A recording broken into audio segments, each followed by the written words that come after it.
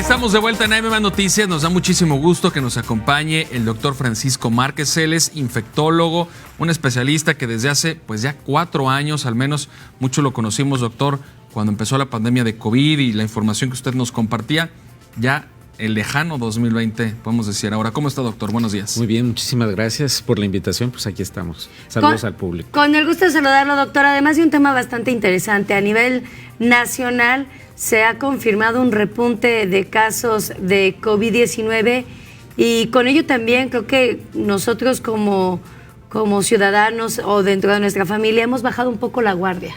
Sí, es importante considerar que pues, la pandemia no ha terminado. Si bien terminó el confinamiento y muchas situaciones que nos limitaban, estamos en otra etapa de la pandemia. Y lo vivimos, o sea, durante todo el año pasado estuvimos viendo casos esporádicos en hospitalización, aproximadamente un caso por mes, pero seguíamos viendo pacientes en domicilio.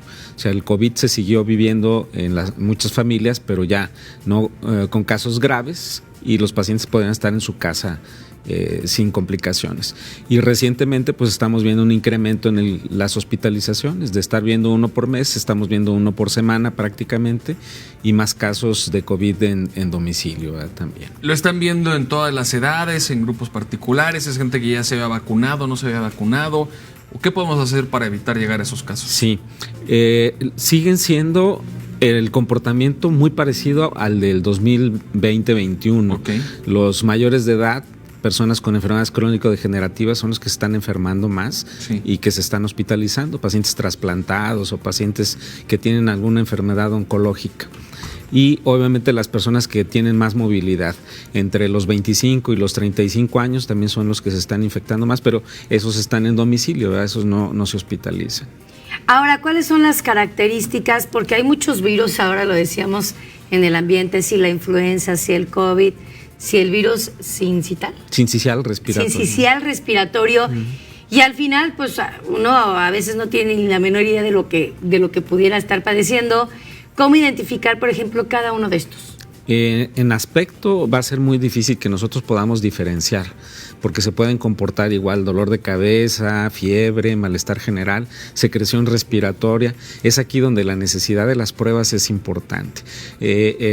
Sería ideal poder hacer pruebas a la mayor parte de las personas. Obviamente, si estos grupos vulnerables que hablamos, pues es vital hacerles pruebas.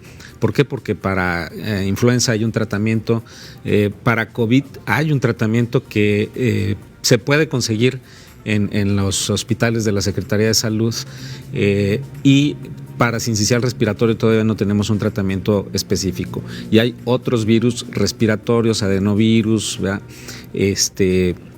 Que nos pueden dar síntomas muy semejantes, para los cuales no tenemos un tratamiento específico. ¿Qué recomendaciones nos puede dar, doctor, ahora que ya se venden vacunas en el sector privado, bueno, en las farmacias, que en algunos hospitales del sector público está la vacuna Sputnik o la vacuna cubana?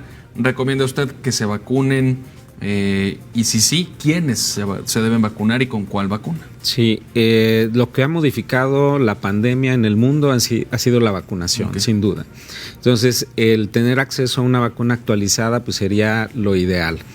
En ese punto, si nuestra posibilidad es acceder a una vacuna de las que ofrece el sistema de salud, pues es mi mejor opción, okay, debo vacunarme, aunque lo recomendable es tener una vacuna actualizada. En ese punto sería ideal, ¿verdad?, que, como sucedió en el pasado, nuestro sistema ofreciera también esta oportunidad de vacunas actualizadas para cubrir a la población. ¿Quiénes decíamos? Pues las personas vulnerables deberían ir primero. Si en una familia ¿quién debe recibir una vacuna? Pues creo que los abuelos, las personas con diabetes, enfermedades crónico-degenerativas, sería lo ideal. Y en medida de eso, pues ir cubriendo al resto de la población.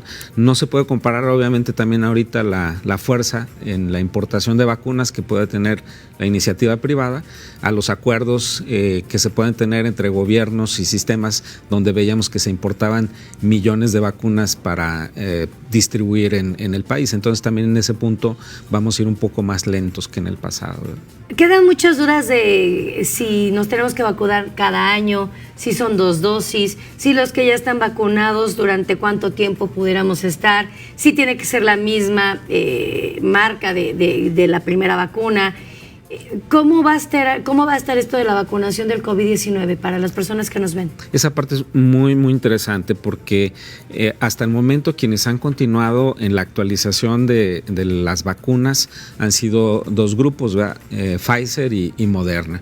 Y prácticamente van a ser hasta el momento las vacunas, al menos durante este año, autorizadas para la aplicación. Ya no es de interés si llevo 3, llevo 4, llevo 5 dosis, se va a tener que administrar muy parecido a influenza. Eso es lo que estamos percibiendo. Va a ser una vacuna anual y que seguramente después va a ir bajando su costo y va a ser más accesible. Y decíamos, ojalá esté en las unidades del sector salud, ¿verdad? Sabemos, entonces, sí. No, adelante, doctor. Sí, entonces ya las marcas como AstraZeneca, las otras prácticamente no han desarrollado al momento nuevos modelos. No se han actualizado. Pero posiblemente más adelante salgan otras vacunas, ¿verdad? Muy bien. Sobre la vacunación, doctor, sabemos que las campañas de influenza pues las hacen las autoridades cuando se va acercando la temporada de frío. ¿Con el COVID sería algo similar? ¿Es lo que han detectado ustedes, que en esta temporada de frío es cuando más se transmite también? Sí, de hecho, de estos agentes que estamos hablando, COVID, influenza y virus sincicial respiratorio, también está por salir una vacuna que muy probablemente llegue para el otoño de este año a México, porque la temporada virus sincicial respiratorio empieza en septiembre y termina en marzo, afecta principalmente a los menores de 5 y a los mayores de 60, y si hay partos prematuros, esos bebés son vulnerables. Entonces, muchas mujeres son candidatas a vacunarse durante el embarazo si las características de su embarazo pudieran dar un parto prematuro en el otoño o en el invierno. Entonces, eso ojalá sea accesible para nuestra población próximamente, ¿verdad? ¿Alguna recomendación para esto? Todavía nos quedan algunos frentes fríos. ¿Para alguna recomendación para las personas que nos ven en casa para cuidar a nuestros hijos, para cuidar a nuestros adultos mayores?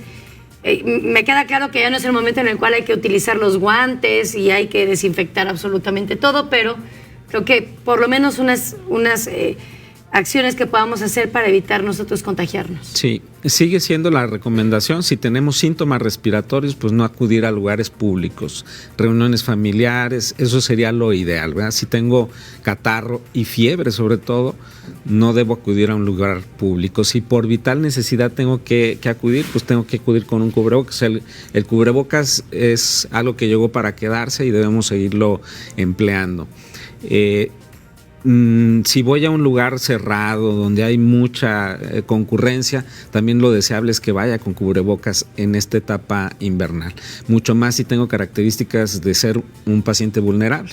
Si soy mayor de edad, si tengo alguna enfermedad crónica, pues debo de protegerme.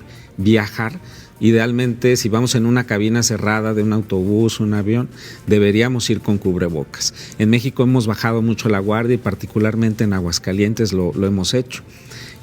Los hospitales, los consultorios, las clínicas, deberíamos estar con cubrebocas. ¿Por qué? Porque es donde se acercan los pacientes y donde podemos tener más posibilidades de exposición.